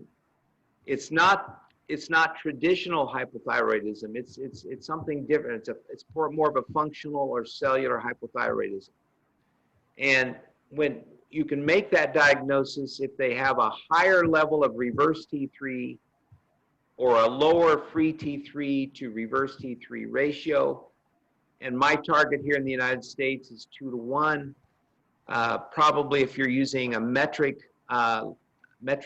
measurement of these numbers, it's more like 3 to 1.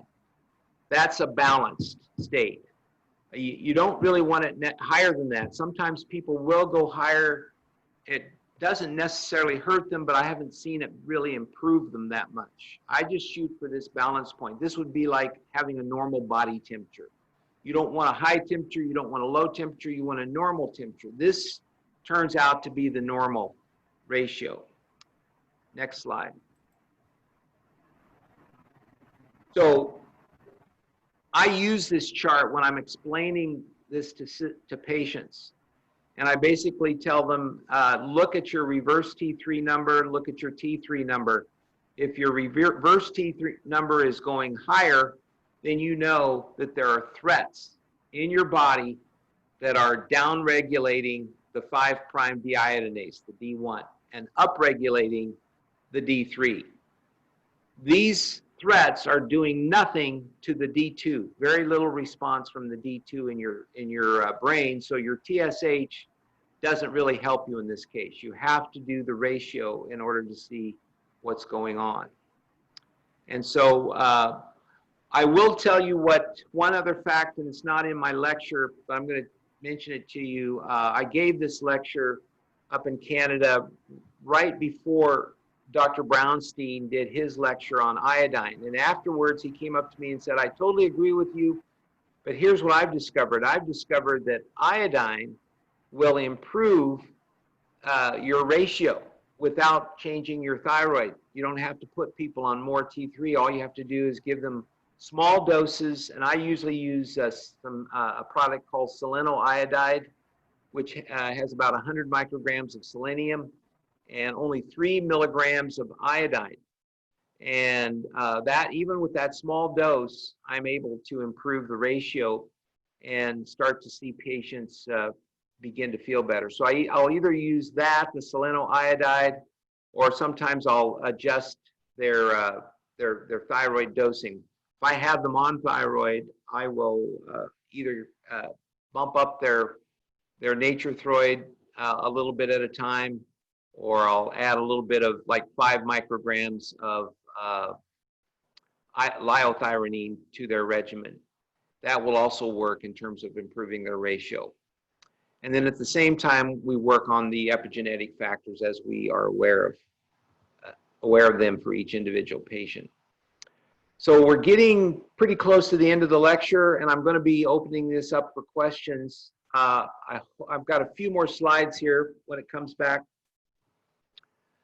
but hopefully you've picked up the gist. You know, what I've found when I listen to lectures is that there's usually one key thing that you take away, and probably that key thing is to start measuring the reverse T3 along with the free T3. And you'll start to see the pattern in your patients, and then compare that to what their symptoms are, what their illness is, what their risk factors are. It may also tell you, if they've got a bad ratio, that there are other things that you haven't discovered quite yet. That, you know, it could be toxins. Like, I've found a lot of people with mercury toxicity in their mouth. They will have an elevated reverse T3, even if their CRP is normal. People who are exposed to pesticides, they'll have a high reverse T3. Cancer patients, oh my gosh, cancer patients almost always have a reverse T3 that's elevated. So that's become almost a tumor marker for me. Chronic infection, people who are under a lot of stress, people who have the metabolic syndrome, they're pre-diabetic or diabetic, they're overweight, heart disease, a lot of your chronic mental illnesses, you'll see the reverse T3 elevated in mental illness a lot. Let's go to the next slide. So it's really a very, very useful clinical tool. So use supplemental T3, and I'm going to say iodine, to treat the underlying dysregulators. Actually, what you can do is, once you identify any dysregulator, try to correct that. Correcting the dysregulators, for example, nutrient deficiencies, will oftentimes improve the ratio, and that'll improve their metabolism, and that will reduce their symptoms of thyroid dysregulation. Addressing and correcting thyroid dysregulators will stabilize the metabolic improvements of an improved free T3 RT3 ratio. In other words, you could not even have the patient make any changes at all and just prescribe thyroid, and they would feel better. It would help them function better, but you really want to take the broad perspective on this and see that many different metabolic environmental factors can enter into this equation. So supplemental T3 improves metabolism. That's great, but you also want to correct root causes. And so iodine is a very powerful way to do that correction. And that will eliminate the need for supplemental T3. See, ironically, the better you control all of these lifestyle epigenetic factors, the less you need to use supplemental thyroid. But in the beginning, putting them on supplemental thyroid is a nice way to kind of lift them out of their state of depression and fatigue and despondency. A lot of these patients have been chronically ill and no one's helped them, and they don't think they're ever going to get well. And a little bit of thyroid used judiciously can help them begin to pull themselves out of that mud hole. Next slide.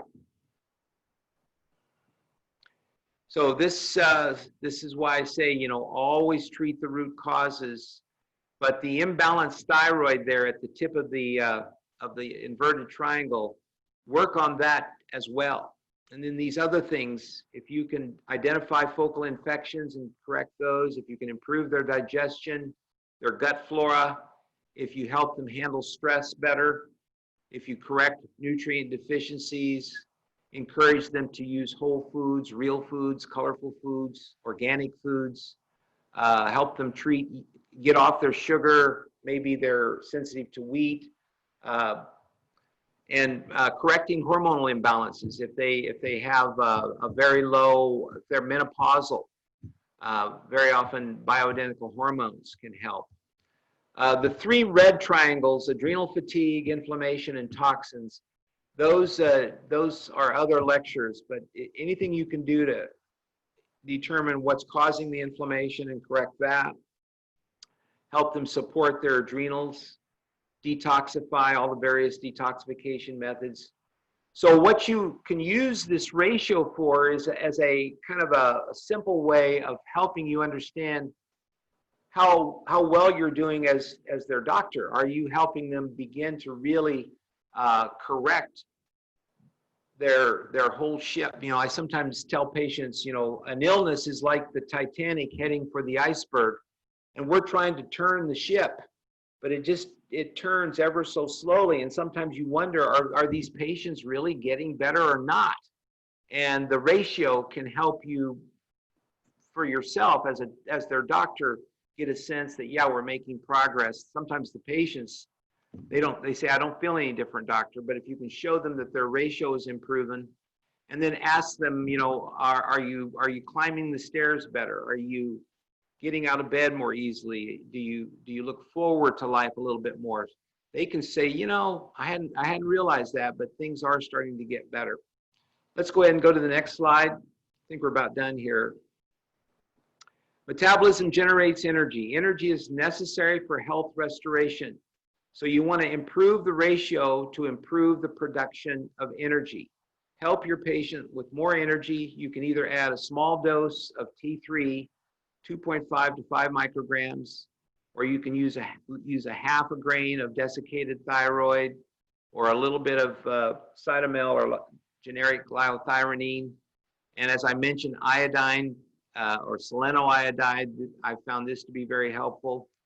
And IV vitamin C, you know, is a very powerful way to improve a number of factors. It supports the adrenal, it detoxifies, it reduces oxidative stress, it improves mood, it reduces pain. So we almost always give people IV vitamin C as part of their improvement program. And of course, replace deficient nutrients as best you can with these patients. And that's where nutrient measurement can be very helpful.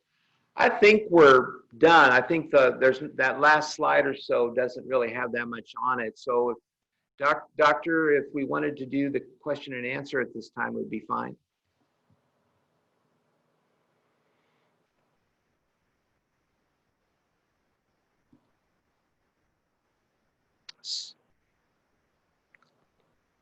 Let's go to the next slide.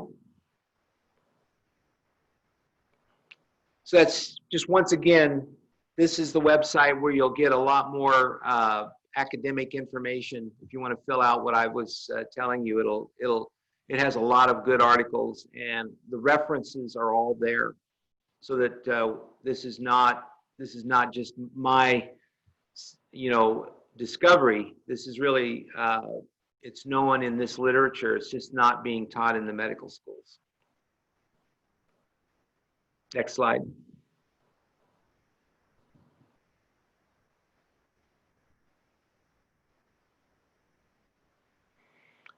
So this last slide, basically, I turned the root causes pyramid upside down, and so this, now we're back to, why did Dr. Riordan build a pyramid at the Riordan Clinic? I think he wanted people to realize that you have to aspire to better health. You have to work at it. It's not something that a pill will just give you. But I put the thyroid up there as a very powerful way of helping people improve their health. You know, food is number one. Nutrients and thyroid, they're very important. Vitamin C, adrenal support, hormone balancing, a good life structure, clean environment, movement, exercise, love and purpose in your life. These are all things that can propel you to a higher state of balance.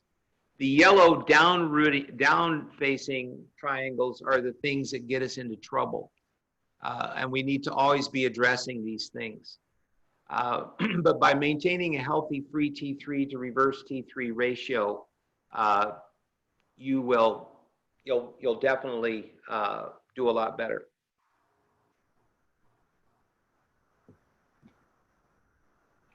Hello, Dr. Ron. Yes. Hi, my name is Dr. Balje. Thank you for an extremely enlightening lecture. Could I ask you some questions, please? Absolutely. The price of the reverse T3 test in Malaysia is not exactly cheap. So I was wondering, number one, can we use body temperature measurement of the patient throughout the day, see whether there are any dips at certain times as sort of a surrogate test, whether the thyroid function is working, whether we should worry about reverse T3. Second question, in terms of labs, are there any other sort of tests that might be sort of surrogate tests for the reverse T3? For example, insulin resistance or high homocysteine or C-reactive protein, without actually doing the reverse T3 test? Thank you. Yes, good question.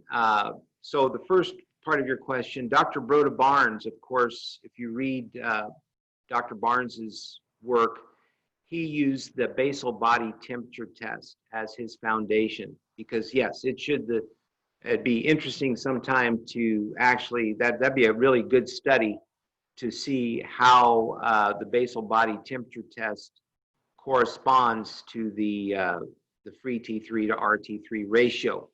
I bet you there would be a high degree of concurrence. And yes, it's obviously cheaper.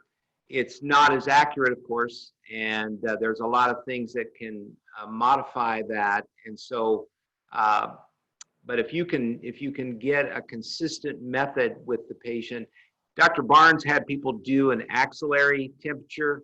Of course, people have trouble with that, you know, in terms of the same time of day, you know, whatnot. So it's less accurate, but it's certainly the price is right. And so I think you could use it as a surrogate test. And of course, I think there's a number of things that would correlate with the reverse T3. C-reactive protein, I find that tracks pretty similarly to it. You know, in terms of routine lab tests, there's not a lot of other tests that track quite as well, but C-reactive protein is the one that's pretty commonly used. I think would be pretty close. And after a while, if you can do the test, you don't have to do it on everyone. You can pretty much, in the complex patients, if they've got the symptoms of low thyroid and they've been doing TSHs and their doctor says your thyroid's fine, but they've got the symptom profile, you can go by symptoms alone. It's not as scientifically satisfying as it is to have the numbers. The numbers themselves, remember, you know, there was some interesting research that humans respond more to information as a motivator than just about any other thing. I mean, you know, we think we doctors are going to get the patients to change by just, you know, simple encouragement. But a lot of times if they've got a number that they're following and they trust that number, that will motivate them to change almost more than anything else. So, but anyway, yeah, I think your question's a good question though.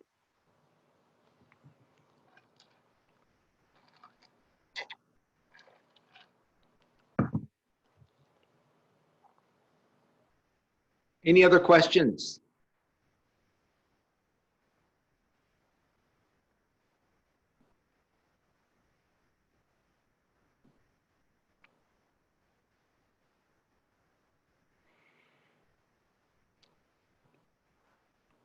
There are different labs that, I mean, you check around to your labs, especially if you start doing a volume number of these tests of the reverse T3 and the free T3. Like I say, okay, there was one thing I left out. I mentioned that iodine can be helpful in these cases. Something that you need to know is that if you do use iodine, it will stimulate your thyroid to make more, it'll stimulate your pituitary to make more TSH. So when I put people on iodine, especially some of the higher doses of iodine, they will have what I call a false rise in TSH.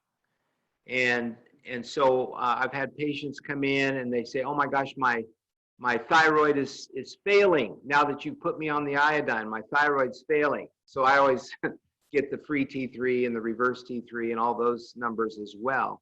But I've found out that what iodine does, if you use, especially if you use like 12.5 or 25, some of the higher doses of iodine, is that it needs to be, it's what happens is the body is trying to stimulate the liver to make additional iodine binding globulin. So iodine binding globulin is will increase as you increase their iodine intake. And so some of these really higher doses of iodine, Dr. Brownstein will sometimes use 50 milligrams of iodine in his patients.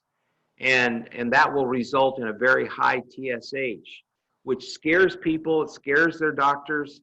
It will work, it will bring their reverse T3 down, but you have to know that that can cause a short-term, elevation in the TSH that has nothing to do with their actual thyroid functioning. Their free T4 and free T3 will stay the same. It's just that they'll just be making more of the TSH for sometimes a couple weeks or a couple months at the most, and then it'll return to normal.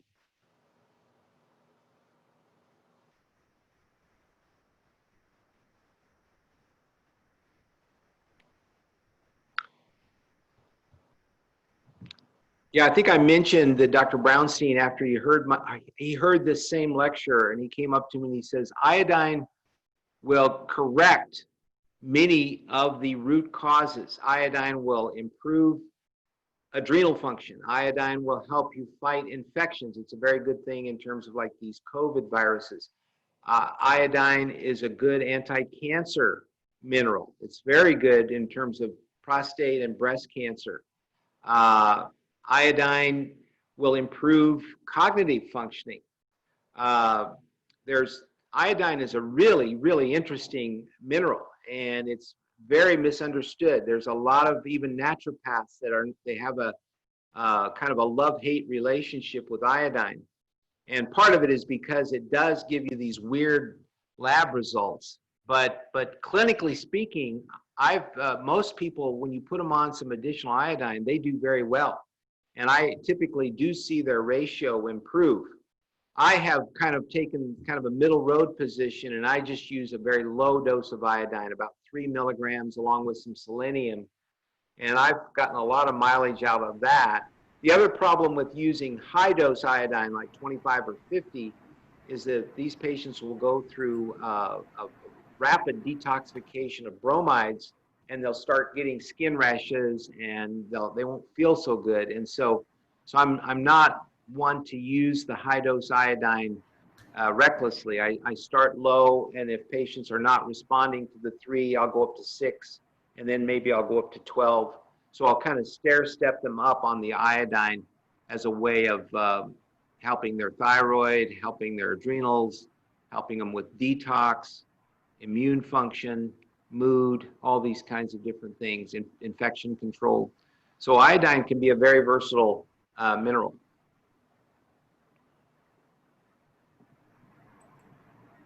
I hope this is helpful for people. It's certainly been a big boon to my medical practice, and it took me a while, but it's once you get the feel of it, and once your patients understand what you're doing, I seem to not have, I mean, they're willing to spend the money to go ahead and get the lab work because they want to know what's happened to my ratio, because that ratio helps them, in a sense, verify their subjective state. It's an objective way of verifying their subjective state, and it helps them know if they're on track with their lifestyle changes as well.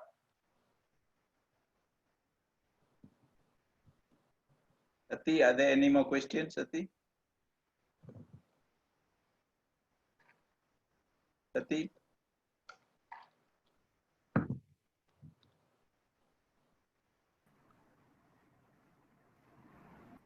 think the line is, the connection is quite bad. Let me check with Sati.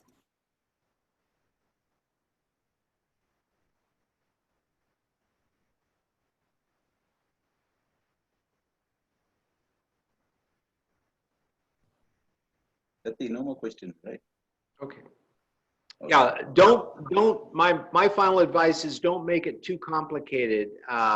Basically, the main thing is if the patient can afford it, I would try to get that measurement, and then you'll kind of get a sense for, how it correlates with the severity of their symptoms. And if it's really high, if the ratio is really high, there's something going on that needs to be corrected. Infection, toxicity, inflammation, poor diet, stress, and then, if nothing else, you can always use some low-dose thyroid or low-dose iodine as a starting point.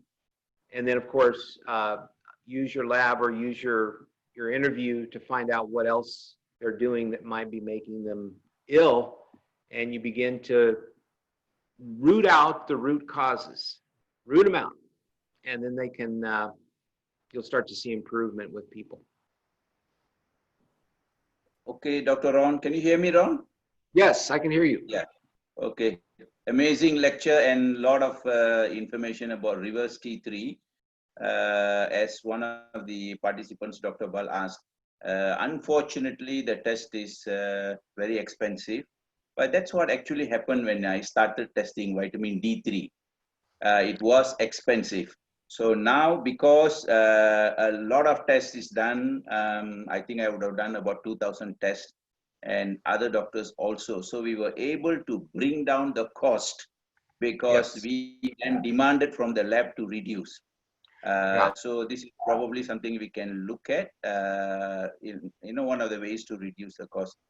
Otherwise, an amazing lecture on, and we would definitely like to have more of your lectures. Okay. Yeah. Thank you very much. You're very welcome. Thank you. Thank you very much. Thank you. Bye-bye. Bye-bye. Thank you, everyone. Sati, when is you want to announce the next the date and the time?